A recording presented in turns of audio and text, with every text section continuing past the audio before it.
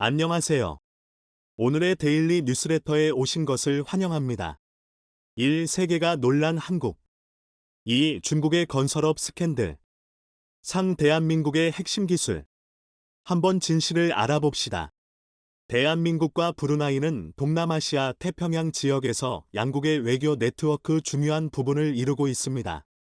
지리적으로는 멀리 떨어져 있지만 대한민국과 브루나이는 서로 존중하며 다양한 분야에서 협력 관계를 수립하고 발전시켜 왔습니다. 인구 44만 명을 보유한 작은 나라가 엄청난 자원 부국이 된 후 한국에게 모든 것을 맡기려 하고 있어 화제입니다. 그 고대서의 한류 열풍은 상상을 초월할 정도로 빠르게 성장하고 있으며 현지 정부 또한 랜드마크와 교량 건설에 한국 건설사를 적극 참여시켜 미래에 대비하려는 모습을 보이고 있어 외신마저 크게 놀라고 있는 상태입니다. 미국, 영국, 중국 등 세계 각국이 관심을 두는 작지만 강한 나라인데 이런 나라가 왜 한국과 협력하길 바라는지 자세한 이유 알아보겠습니다. 말레이시아와 인도네시아가 양분하고 있는 보르네오는 세계에서 세 번째로 큰 섬입니다. 천연자원의 보고로 알려진 이 섬의 북단에는 또 다른 국가가 자리 잡고 있습니다. 제주도의 3배 정도 크기인 브루나이가 존재하고 있는 것입니다. 브루나이는 원유 덕분에 국민들이 세금 없이 엄청난 복지를 누리고 있습니다. 대학교까지 무상교육을 제공하며 용돈도 주고 병원비는 거의 무료입니다. 약 800원만 내면 추가 비용 없이 모든 의료 지원을 받을 수 있는 것입니다. 치료를 위해 해외 병원에 가더라도 마찬가지로 자금을 지원받을 수 있습니다.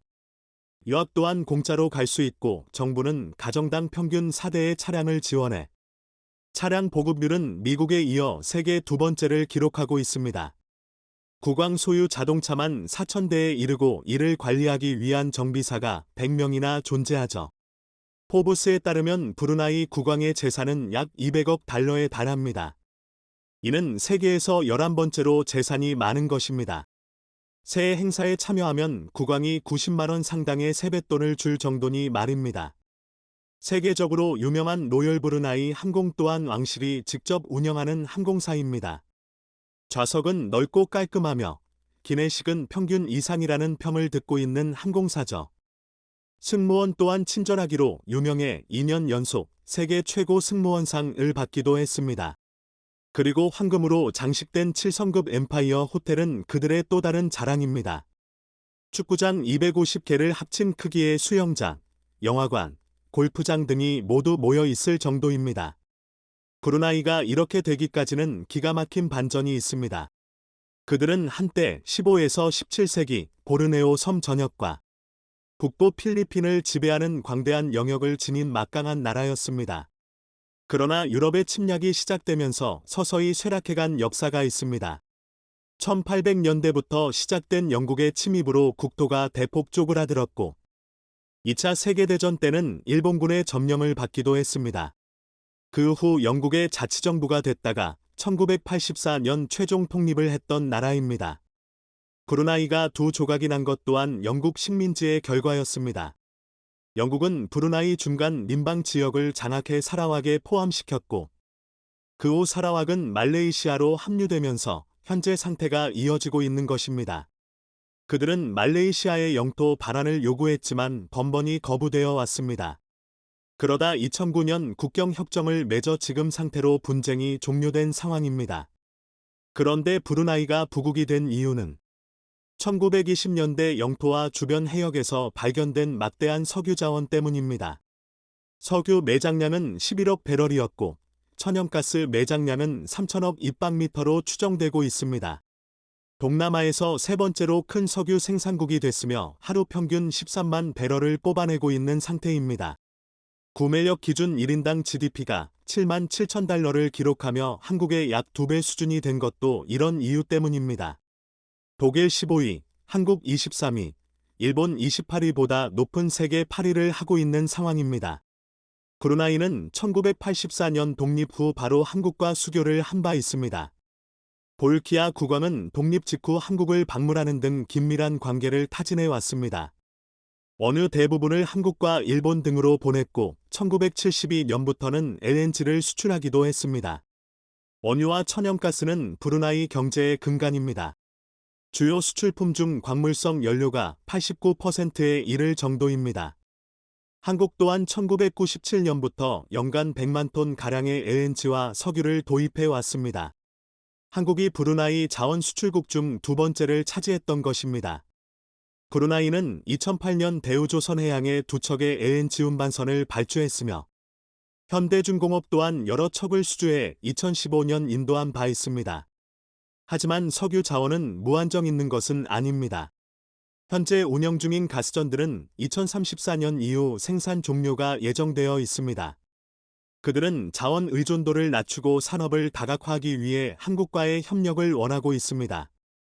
2018년에는 포스코, 대우와 LNG 밸류체인 확보를 위한 MOU를 체결했고, 신규 가스전의 탐사부터 판매까지 관련 사업을 한국과 함께하자고 제안해 왔습니다. 2019년 정상회담 때는 브루나이가 LNG 장기 계약을 진행하면 한국이 적극 참여하겠다는 약속을 하기도 했습니다. 이는 최근처럼 에너지 가격이 급등하는 상황에서 큰 힘이 되는 내용입니다. 우리 기업들은 1970년대부터 브루나이에서만 50여 건의 건설 사업을 수주하며 인프라 구축의 핵심 역할을 하고 있습니다. 그 중에서도 대림산업이 브루나이를 사로잡은 매력은 신뢰와 기술력입니다. 그 나라의 문화와 관습을 존중하며 이에 철저히 맞추는 행보를 보였던 것입니다. 대림산업은 1970년 LNG 플랜트 개수공사로 브루나이와 첫 인연을 맺은 바 있습니다. 이후 14건의 사업을 추가로 따냈고 2013년 수주했던 브루나이 최초의 사장교 미파스 대교는 이 나라의 랜드마크로 자리 잡아 왔습니다. 이는 향후 템브롱 대교의 수주로도 이어졌던 상황입니다. 도심 강을 가로지르며 세워진 미파스 대교의 수주 과정은 쉽지만은 않았습니다. 현지 기업만 참여할 수 있다는 제약이 있었는데 대림산업은 현지 업체 수위와 컨소시엄을 맺어 입찰 자격을 얻었던 상황입니다. 첫 특수 교량이다 보니 기술적인 측면과 디자인적 요구사항 또한 상당했습니다.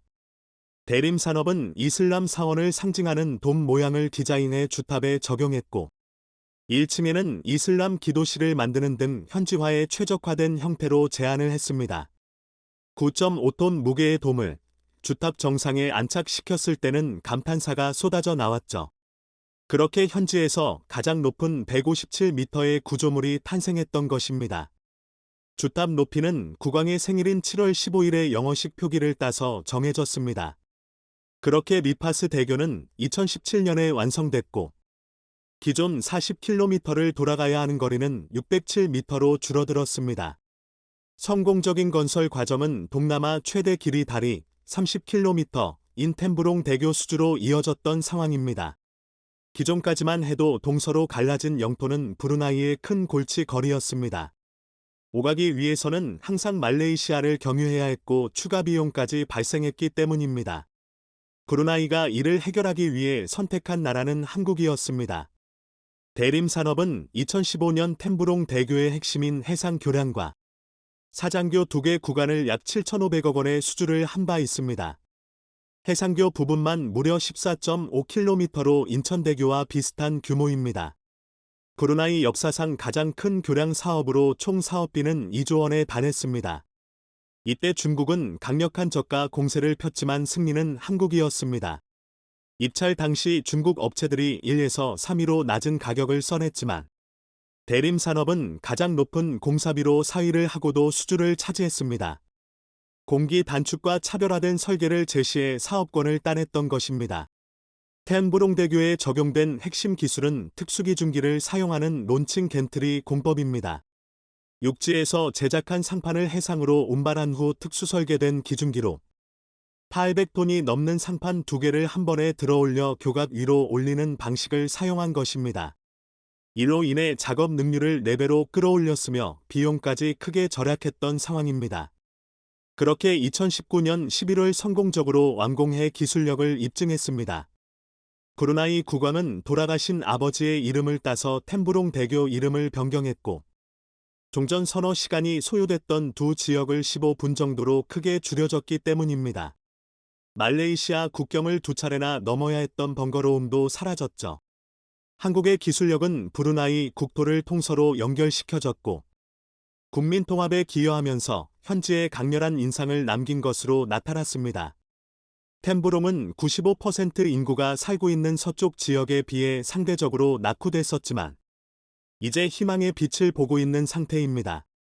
브루나이 정부도 버려진 땅 템부롱을 개발해 100년 먹거리를 찾아내겠다는 계획입니다. 내신들은 템부롱 대교가 새로운 관광 투자에 영감을 주고 있다며 놀라워하고 있습니다. 올해 해외건설 SOC 부분 최우수상으로도 템부롱 대교가 뽑혀 대림산업이 특수교량의 강자임을 재입증시켜주고 있습니다. 세계 특수교량은 한국과 중국, 일본이 치열하게 경쟁하는 시장이죠. 한국은 그 밖에도 다양한 랜드마크를 건설했는데 경남 기업은 국왕 즉위 25주년을 기념해 최대 규모 모스크를 건설하기도 했습니다. 결국 한국에 대한 이미지는 크게 좋아졌고 한류 또한 급속도로 퍼지고 있습니다. 한국 문화를 좋아하는 이들이 자발적으로 참여해 K-팝 행사가 열릴 정도입니다. 이슬람 문화를 가지고 있는 지역이라 예술 행사를 개최하려면 정부와 협의가 필요한데 현지 정부 또한 한국을 배우는 것을 적극 권장하고 있어 문제가 없습니다. 최근 5년 사이 한식당이 크게 늘어나 매운 닭갈비와 떡볶이 등이 인기를 끌고 있는 상태입니다. 볼키아 국왕의 여동생 마스나 공주는 김치를 즐기는 것으로도 유명합니다. 한류의 인기에 힘입어 한국어 학습에 대한 관심도 높아지고 있습니다. 현재 브루나이 국립대학의 한국어 과정이 개설돼 있을 정도입니다. 그리고 태권도를 배우는 이들도 넘쳐나 한국 문화에 대한 선호도를 실감시키고 있습니다. 그리고 기아차는 점유율을 20%대까지 끌어올리며 도요타를 밀어내고 있습니다. 코로나 전 브루나이를 찾은 한국인은 연간 1만 5천 명 정도였습니다. 그리고 한국을 찾은 브루나이 국민 또한 5천 명 가까이나 됐습니다. 한국 인구가 100배 이상 많다는 점에서 인기를 알 수 있는 대목입니다. 코로나 전 브루나이를 오가는 항공편은 주사회였고 최근에도 관광상품을 같이 개발하자고 제안해 오고 있습니다. 브루나이는 한국의 전통 우방국이라는 평가를 받고 있는 상황입니다. 유엔과 국제사회에서 한국의 입장을 적극적으로 지지하기 때문입니다. 최근에도 일본이 트집을 잡아 한국의 가입에 반대하던 CPTPP, 환태평양동 반자협정에 브루나이는 적극적으로 한국을 옹호하며 호주에 이어 두 번째로 찬성 의사를 표하기도 했습니다. 그들은 관광, 정보통신, 제조업, 농수산업 등 거의 전 분야에서 한국과의 협력을 희망하고 있습니다. 이를 위해 한국 특허를 그대로 인정하는 특허 인정 제도를 도입했을 정도입니다. 이는 높은 신뢰가 없으면 불가능한 일입니다. 한국과 미래를 만들고 있는 브루나이. 지속적 협력 관계를 이어가길 바랍니다. 중국은 1대1로 사업을 통해 자신들의 건설 기술이 세계 최고라고 홍보해 왔습니다. 그런데 실상은 전혀 그렇지 않았습니다. 최근 100년을 견딘다고 장담하던 중국의 한 해저터널이 개통 보름 만에 물바다가 돼 세계적인 망신을 당했습니다. 지난 16일 오전 8시 32분 중국 다롄의 해저터널에서 터널 바닥에 물이 고이고 있다는 신고가 접수됐습니다. 한 영상에는 터널 천장에서 물이 쏟아지는 장면과 차들이 비상 깜빡이를 켜고 서행하는 모습이 담겨 있었습니다. 또 터널 측면에서 물이 새는 영상과 운전자가 터널 내부에서 차량을 후진하는 영상도 올라왔습니다. 이 사건은 중국 소셜미디어 웨이보에도 올라왔고 터널 내부 도로에 물이 차면서 차량 통행에 어려움을 겪는 영상들이 여러 건 게시됐습니다. 이 영상을 본 중국인들은 샵사인 개통한 지 보름밖에 안 된 터널에서 물이 새는 것을 이해할 수 없다며 안전성에 의문을 제기했고 다급해진 이 해저터널의 운영사는 터널 일부 구간에 물이 고였지만 오전 10시쯤 긴급보수 작업을 마무리했다고 밝혔습니다. 다롄시 공항국도 소방밸브에서 물이 샌 것일 뿐 터널에는 문제가 없다고 주장했습니다. 터널 자체에서 물이 샌 것이 아니라 보조도로에 있는 소방밸브에서 물이 샌 것이라며 해저터널과는 아무런 관계도 없다고 둘러댔는데요. 상식적으로 소방밸브에서 물이 샜는데 터널이 잠긴다는 것은 이해하기 어렵습니다. 또한 아무리 백보 양보해서 이 말을 믿는다 해도 개통 보름 만에 그것도 출근 시간대에 물바다를 만든 책임을 면할 수는 없습니다. 지난 1일 개통한 다롄 해저터널은 다롄 증상구와 간징지구를 잇는 왕복 6차로 간선도로 중 다롄만 해역 지하를 뚫은 구간으로 터널 길이는 5.1km입니다. 다롄시는 개통 당시 100년을 견딜 수 있는 내구성을 확보하기 위해 첨단 굴착 공법을 적용했다고 자랑했는데 물과 보름 만에 물에 잠기고 말았습니다. 사실 중국 해저터널에 물이 샌 이 사건은 그렇게 놀랍지도 않습니다. 중국식 부실공사는 역사도 깊고 다양했기 때문인데요. 보시는 장면은 심하게 흔들리는 중국의 한 고층 건물의 모습입니다.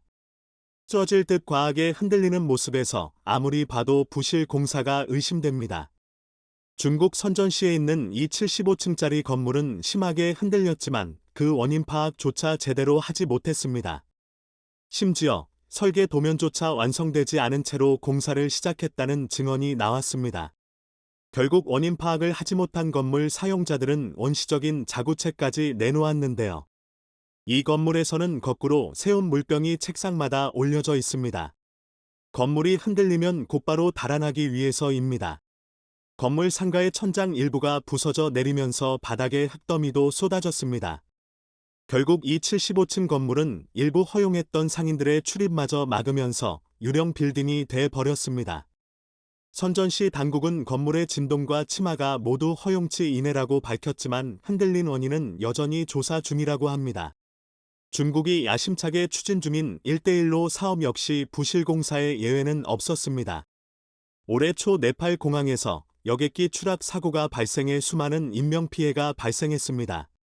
외신들은 일제히 여객기 추락 사고가 난 포카라 국제공항은 중국의 1대1로 프로젝트를 통해 건설됐으며 개통한 지 15일 만에 60여 명이 넘는 인사사고가 발생했다는 사실은 이 공항이 부실 공사가 있었던 게 아니냐는 의혹을 낳고 있다고 전했습니다. 2017년 7월 착공해 올해 초 문을 연 네팔 포카라 국제공항은 대부분의 건설 비용을 중국 수출입은행 차관으로 충당했고 공항 시공 역시 중국 국가기계공업회사의 자회사인 중국 CAMC 엔지니어링이 맡았습니다.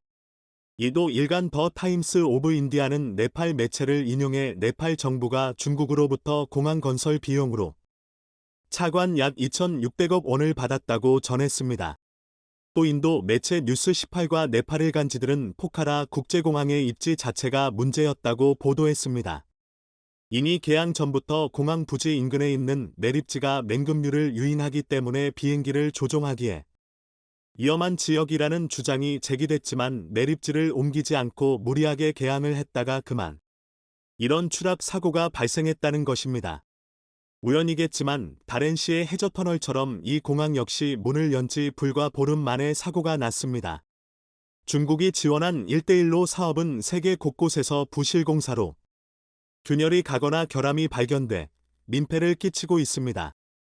1대1로는 중국이 전 세계에서 영향력을 확대하기 위해 아시아, 남미 등 제3세계에서 진행해온 대규모 인프라 건설 사업입니다. 제3세계에서 진행해온 대규모 인프라 건설 사업입니다. 완공된 지 10년도 안 되어 수천 개의 균열이 발견되어 정상 가동이 불가능한 상황이고 파키스탄 닐룹 젤룸 수력발전소 터빈에서는 물을 공급하는 터널에서 균열이 발견되면서 완공 4년 만에 발전소 가동이 중단되었습니다. 이로 인해 발전 비용이 증가하면서 파키스탄 정부는 매달 4,400만 달러의 추가 비용을 부담하고 있는 상황입니다. 중국 기업이 나일강 인근에 완공한 우간다 이신바 수력발전소도 마찬가지입니다. 이 발전소에서만 500개 이상의 결함이 발견되었고 같은 나라 카루마 수력발전소에서도 벽체 균열과 부적절한 소방 시스템 등의 문제로 완공 시기가 3년이나 늦춰졌습니다. 앙골라에서는 10년 전 중국 중심그룹이 수도 루안다 외곽에 건설한 대규모 공공주택에서 균열과 곰팡이가 발생하고 곳곳에서 부실공사 흔적이 발견되고 있습니다. 남미에서 1대1로 사업이 가장 활발한 국가는 에콰도르입니다. 에콰도르는 국가 채무물이행 선언 이후 공공지출 자금 조달을 위해 중국에서 거액의 차관을 들여오기 시작했고 코레아 전 정권은 27억 달러의 건설비 중 85%를 중국개발은행에서 이율 6.9%를 빌리고 중국 수전에 공사를 맡겨 수력발전소를 건설했습니다. 하지만 완공된 지 10년 만에 균열과 결함으로 가동이 중단되었습니다. 에콰도르 입장에서 빚을 내서 발전소를 지었는데 10년밖에 사용할 수 없다니 어이가 없을 것 같은데요. 지난 2007년부터 2017년까지 코레아 전 대통령 재임 기간 동안에만 무려 180억 달러를 중국에서 들여왔으나 뇌물 등 부정부패와 방만한 지출로 엄청난 문제를 낳았습니다. 또한 2019년 에콰도르 회계감사원 자료에 따르면 중국 업체가 지은 학교 200곳을 조사한 결과 57%가 당초 일정보다 늦게 완공되었고 일부 학교에서는 기초 공사에 문제가 있거나 교실 바닥이 기울고 K물이 노출되는 등의 결함이 발생한 것으로 드러나기도 했습니다. 중국 1:1로 프로젝트의 문제점을 추적해 온 전문가들은 그 나라의 인프라 니즈에 맞지 않거나 자연환경에 피해가 되는 사업을 무리하게 진행했다고 지적했는데요. 환경 파괴는 물론 부실공사로 인해 핵심 인프라가 붕괴 위기에 놓였을 뿐만 아니라 앞으로 발생이 예상되는 수많은 결함을 해결하는 과정에 추가 비용이 들어가면서 해당 나라의 재정 부담을 더욱 늘리는 사례도 부지기수였습니다. 차라리 건설을 안 하는 게 나을 뻔했던 것입니다. 중국이 세계적인 민폐 프로젝트 1:1로를 추진하는 동안 한국 기업들은 실속을 챙기고 있습니다. HD 현대건설기계, 현대건설 등 국내 건설기계 3사는 깜짝 실적을 냈고 국내 건설 경기의 부진을 미국 수출 호조로 반전시켰습니다. 특히 50년 만에 미국 건설 경기 호황으로 두산밥켓은 지난 1분기 영업이익이 전년 동기 대비 90.2%나 늘었습니다. 한국과 중국의 건설 경기가 부진했지만 미국 매출이 호조를 보인 게 깜짝 실적을 올린 원인이었습니다. 전문가들은 미국이 중국과의 무역 갈등을 계기로 미국 내 건설 투자를 늘린 것이 한국의 건설 장비 회사들에게 호재로 작용했다고 분석합니다. 미국은 1980년대 이후 제대로 된 인프라 투자가 없었는데 50년 만에 건설 호황이 찾아온 것인데요. 한국 건설 장비사들이 이 기회를 놓치지 않은 것입니다. 두산밥켓이 눈에 띄는 점은 대부분의 건설기계사들이 중국 사업에 어려움을 겪으면서도 미국으로 무대를 옮기려는 시도를 주저해왔는데 그에 반해 두산밥켓은 북미 맞춤형 전략으로 미니굴 찾기 등 북미에서 서로 하는 건설기계 라인업을 늘리며 수요 대응에 나선 것이 주요했다고 평가합니다. 중국 건설 관련 기업들이 대형 사고를 치는 사이 한국 기업들은 이렇게 대박을 친 것인데요. 돈을 빌려주면서 인프라 사업을 해준다고 했지만 부실 건설로 두고두고 욕을 먹는 중국과 같은 방식으로는 주변국에게 영향력을 행사하기는커녕 불신만을 낳을 뿐입니다. 최근 글로벌 인플레이션이 더욱 커지는 가운데 전 세계 기준금리 역할을 하는 미국 금리마저 끝을 모르고 계속해서 상승하고 있습니다. 미국의 금리가 올라갈수록 우리나라를 비롯한 신흥국들의 경제뿐 아니라 미국 이외의 모든 국가들의 경제가 어려워지는 것이 현실입니다. 이렇게 경제가 어려운 상황 속에 우리나라는 다방면에서 위기를 맞이하고 있는데요. 특히 요즘 대한민국 경제에 가장 직접적인 영향을 주는 것으로 보이는 미국의 IRA, 인플레이션 감축법안이 대표적입니다.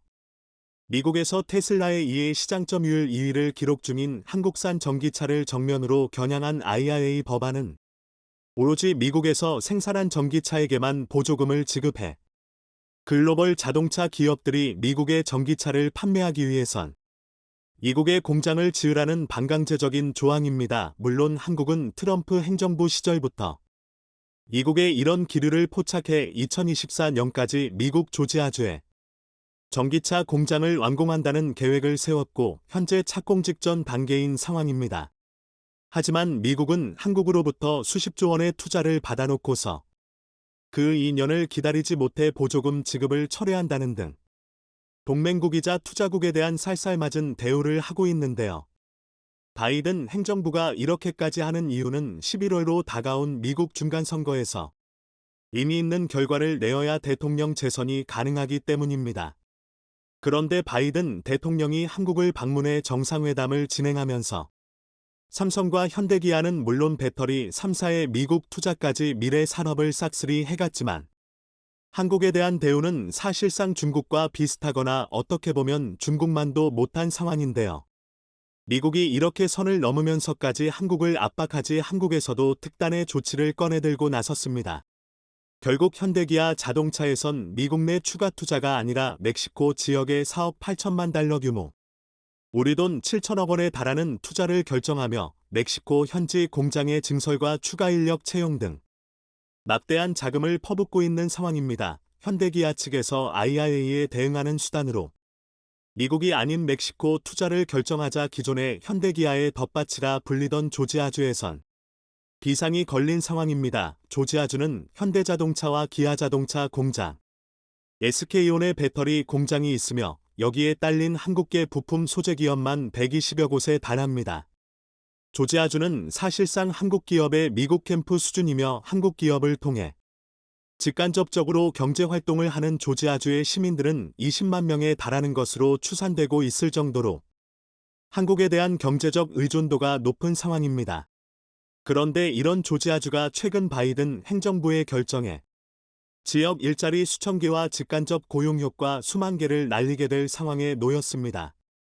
뿐만 아니라 한국 기업이 미국에서 고절하는 것을 눈치채 중국은 발빠르게 한국의 현대기아 자동차를 향해 수소기술 협력과 투자를 요청하고 있는 상황입니다.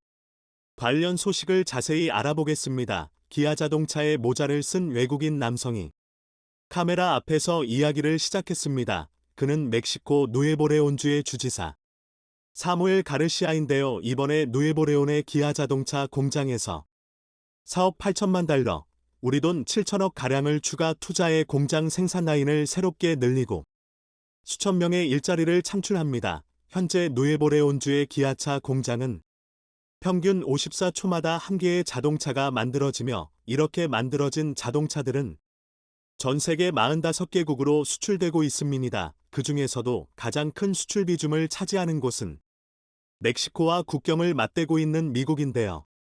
현대기아가 멕시코의 공장 증설을 결정한 이유가 있습니다.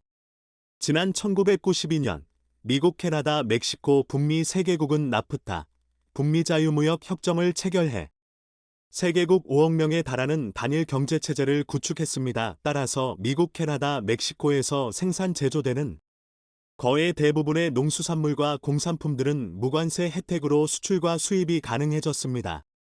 그 결과 멕시코는 저렴한 노동력으로 미국 시장에 무관세로 수출이 가능한 국가가 되어 많은 글로벌 기업들의 투자를 받고 있습니다. 특히 이번 IRA 법안에도 미국 정부의 전기차 보조금을 받기 위해선 미국에서 전기차를 조립하지 않더라도 멕시코와 캐나다 등 북미 3국에서 조립만 하면 전기차 보조금을 받을 수 있다는 것입니다. 현대기아가 미국과 인접한 멕시코의 투자를 늘리는 만큼 미국 내 현지 투자는 줄어들 수밖에 없는 상황입니다. 특히 한국 기업의 베이스 캠프 역할을 하던 조지아주에서는 비상이 걸린 상황입니다. IRA와 관련한 갈등이 장기화되면 장기화될수록 관련 투자를 미국이 아닌 타 지역에 뺏기게 되고 자연스럽게 지역 내 일자리는 줄어들기 때문입니다. 심지어 기존에 예고된 조지아주의 투자 규모 역시 축소될 가능성도 배제할 수 없습니다. 현대기아차가 IRA 법안으로 인해 미국에서 판매량과 점유율이 줄어들 것으로 보이는데 무리해서 공장 규모와 생산 라인을 늘리지는 않는다는 것입니다. 중간 선거와 표를 의식한 바이든 행정부의 조치가 결국 민심을 잃는 역효과를 낼 수 있다는 우려가 나오는 가운데 최근 미국과 갈등을 겪는 한국 기업에 대해 중국에선 협력과 투자를 요청하는 상황입니다. 그동안 중국은 끊임없이 한국의 기술을 탐하고 사드 배치를 명분으로 경제적 제재를 실시하는 등 신뢰할 수 없는 국가이긴 하지만 우리는 중국을 통해 경제적 이익을 챙기고 한국을 견제하는 미국에게 경고의 메시지를 보낼 수 있는 카드이기도 합니다. 특히 미국은 중국의 반도체 굴기를 완전히 백지화시키기 위해 한국의 칩 4동맹 참여를 강력하게 요구하고 있습니다. 하지만 한국은 IRA 법안이 나온 이후로 칩 4동맹 회담을 파기하는 등 강경한 자세로 미국에 항의하고 있는데요. 이런 상황에 중국은 한국에게 수소차, 정확하게는 수소 전기차 관련한 투자를 요구하고 있는 상황입니다. 중국의 전기차 판매량은 세계 1위일 정도로 세계에서 제일 빠르게 전기차를 도입하고 있습니다.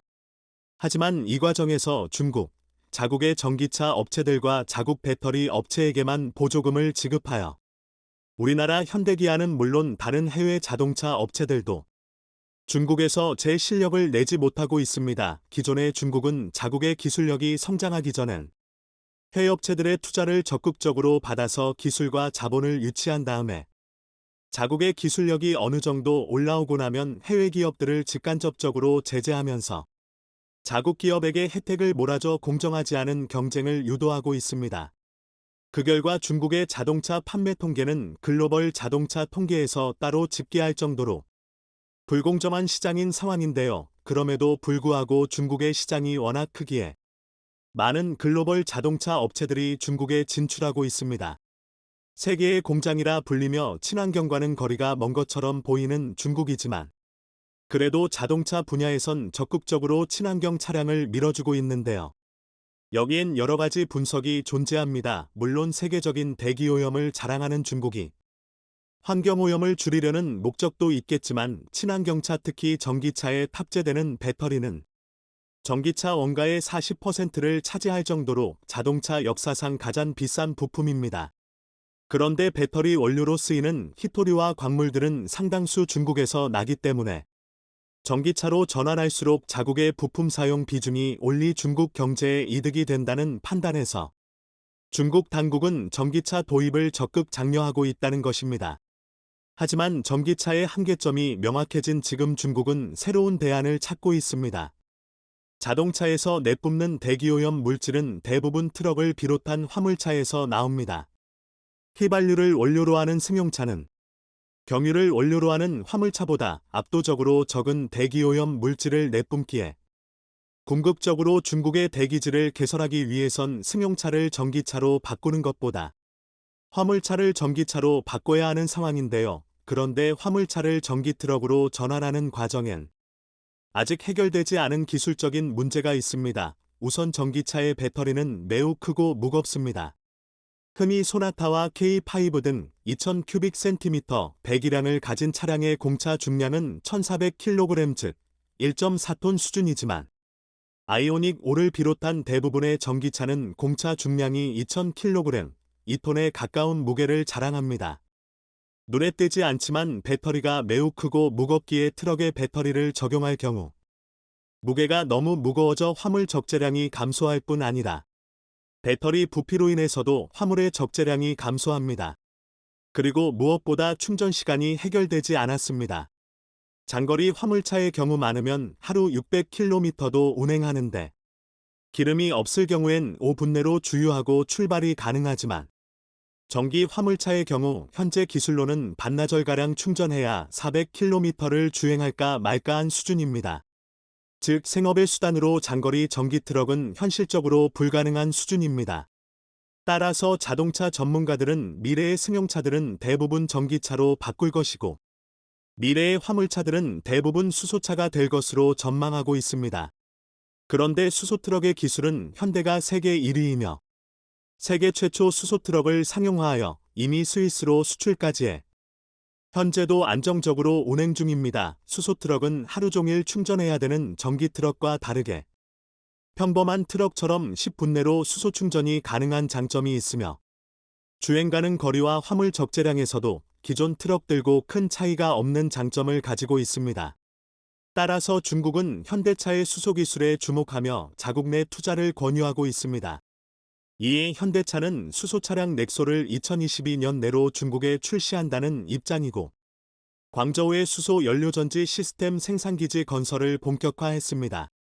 빠르게 친환경 차량을 도입하는 중국의 수소차 시장을 현대 측에서 선점하겠다는 입장입니다. 전기차의 구조는 배터리와 모터로 이루어져 구조가 매우 간단하고 부품 수도 적어 누구나 시장에 진출할 수 있는 분야입니다.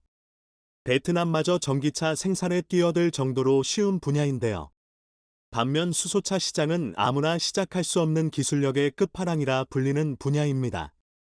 현대는 이 분야 선두를 달리고 있으며 대부분의 생산 시스템을 국산화하는 데 성공해 해외 의존도도 낮춘 것이 장점입니다. 유일하게 우려되는 점이 있다면 중국으로 수소기술이 유출될 수도 있다는 것입니다. 하지만 핵심 기술은 한국에서 보존을 하고 중국 공장에서 생산 조립만 한다면 기술 유출을 최소화할 수 있습니다. 마치 삼성전자의 핵심 공장과 기술은 한국에 있음인 중국에서도 일부 생산을 이어나가는 것처럼 말이죠.